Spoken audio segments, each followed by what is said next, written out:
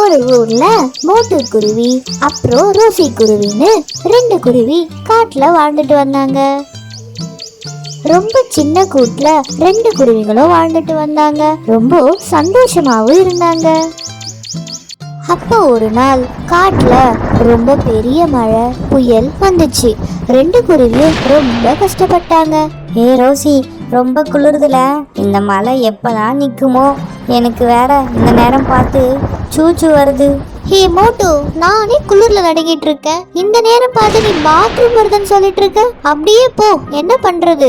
ஏ Rousey, நான் இப்படியே போனா வீடு ஃபுல்லா ஈரமாயிடும்ல, அப்புறம் வீட்டு ஃபுல்லா நனைஞ்சிடும். டேய் மோட்டு, வர கோவத்துக்கு ஏற்கனவே அடிக்கிற மழை ஃபுல்லா நனைஞ்சு போச்சு. இல்ல நீ போற பாத்ரூம் தான் நனைய போதா? கம்முன்னு அப்படியே திரும்பி போடா. இப்படியே ரெண்டு குருவியும் மழையில கஷ்டப்பட்டு இருந்தாங்க. கொஞ்சம் கொஞ்சமா மழை நிக்க ஆரம்பிச்சது. அப்பாடா, ஒரு வழியா இந்த மழை நின்னு போச்சு ரோசி. ஆனா நம்ம இனிமே இந்த கூட்டுல வாழ முடியாது மோட்டு. வேற வீடு தான் கட்டணும். ரோசி, எதுக்கு வேற வீடு? நான் பாத்ரூம் போயிட்டேனே, அதனாலயா? ஹே மோட்டு, நான் சீரியஸா பேசுறேன், நீ காமெடி பண்ற. இந்த கூடு மழைக்கெல்லாம் தாங்க மாட்டேங்குது. அதனால தான் நம்ம வேற கூட்டுக்கு போலாம். ரெண்டு குருவியும் காட்டுல கூடு கட்ட நல்ல இடம் தேடி அலைஞ்சாங்க. அப்ப ஒரு பெரிய மரத்தை பாக்குறாங்க. அந்த இடத்துல ஒரு சின்ன வீடு கட்டலான்னு முடிவு பண்றாங்க. ஹே மோட்டு, இந்த இடம் நல்லா இருக்குல்ல, நம்ம ஏன் இங்கே வீடு கட்டக்கூடாது? சரி சரி, நீ போய் நல்லா ஒரு ஸ்ட்ராங்கா ஒரு குச்சி எடுத்துட்டு வா. ஏ ரோசி, இவ்வளோ நேரம் தேடி அலைஞ்சோம்ல, ரொம்ப டயர்டா இருக்கு. போய் நல்லா சாப்பிட்டு அப்புறமா போய் குச்சி எடுத்துட்டு வரனே. டேய் மோட்டு, எப்ப பார்த்தாலும் தின்றது தூங்குறதுனே இருக்கு. அடுத்த மழை பெய்யறதுக்குள்ள நம்ம இந்த இடத்த கட்டி ஆகணும். போய் ஒழுங்கா குச்சி எடுத்துட்டு வா. மோட்டு குருவி ரோசி கிட்ட திட்டு வாங்கிட்டு குச்சி எடுத்துட்டு வர கிளம்பிச்சு. சே, இந்த பொண்டாட்டிங்களே இப்படிதான், எப்போ பார்த்தாலும் நம்மளை திட்டிகிட்டே இருப்பாங்க.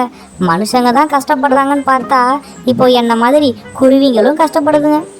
மோட்டு குருவி இப்படி புலம்பிட்டே போகும்போது வழியில ஒரு பெரிய மாம்பழ மரத்தை பார்த்துச்சு.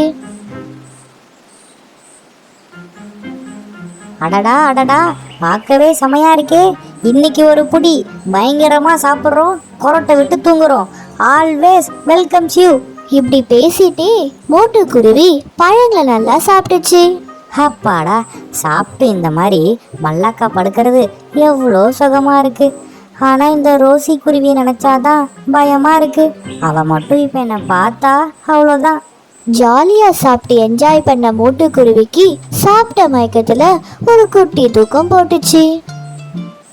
இந்த மோட்டு குருவி எங்க போச்சு? ஆளையே காணுமே. எவ்வளவு நேரம் ஆகுது? நமக்கு வேற பசிக்குது. சரி, மோட்டு வரதுக்குள்ள சாப்பாடு எங்கேயாச்சும் கிடைக்குதான்னு பார்க்கலாம்.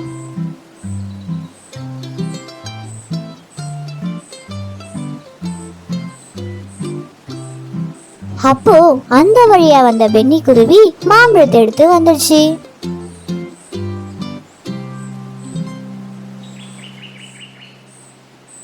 அண்ணன், இந்த மாம்பழம் எங்க கிடைச்சது உங்களுக்கு? எனக்கு பசிக்குது, கொஞ்சம் சொன்னீங்கன்னா உதவியா இருக்கும். இப்படியே கொஞ்சம் தூரம் போனீங்கன்னா பக்கத்துல ஒரு பெரிய மரம் இருக்கும். அதுக்கு பக்கத்துல தான் இருக்கு இந்த மாம்பழ மரம். அப்படியே அந்த மரத்துல ஒரு குருவி சாப்பிட்டு தூங்கிட்டு இருக்கும். அதை டிஸ்டர்ப் பண்ணிடாதீங்க, இப்போதான் என்னை திட்டி அமிச்சுது. ரோசி குருவி அந்த மரத்தை நோக்கி போச்சு. அந்த மோட்டு குருவி நல்லா தூங்குறத பார்த்துச்சு. இந்த மோட்டு குருவியை குச்சி எடுக்க ஆரம்பிச்சா நல்லா சாப்பிட்டு தூங்குதா? உனக்கு இருக்கு மோட்டு. ரோசி குருவி மோட்டுவை போட்டு நல்லா அடிச்சது. ஏ மோட்டு, உன்னை குச்சி எடுக்க ஆரம்பிச்சா நீ நல்லா சாப்பிட்டு தூங்குறியா? எனக்கு வேற பசிக்குது. நான் இங்க சாப்பிட்டு வரதுக்குள்ள நீ குச்சியெல்லாம் போய் எடுத்துட்டு வா. சரிம்மா சரிம்மா, ரொம்ப கோவப்படாத, உடம்புக்கு ஆகாது. நான் இப்பயே போறேன், போய் குச்சி எடுத்துட்டு வரேன். ஒரு வழியா நிறைய குச்சிங்களை மோட்டு குருவி எடுத்துட்டு வந்துச்சு. ரெண்டு குருவிங்களும் சேர்ந்து மரத்துல வீடு கட்ட ஆரம்பிச்சாங்க. இவங்களுக்கே தெரியாம இவங்க இருக்க மரத்துக்கு கீழே ஒரு குகை இருந்துச்சு. அந்த குகையில யாரு இருக்கானா வல்லேன்னு ஒரு நாகினி இருந்துச்சு. இது தெரியாம மோட்டு குருவியும் ரோசு குருவியும் அங்க வீடு கட்டிட்டு இருந்தாங்க.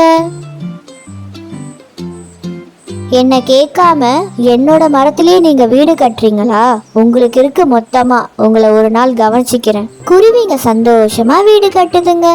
ஆனா மரத்து கீழே இருக்க நாகினி இப்படி யோசிக்குது. இந்த குருவிங்களுக்கு என்ன நடக்க போகுதுன்னு நம்ம அடுத்த வீடியோல பார்க்கலாம்.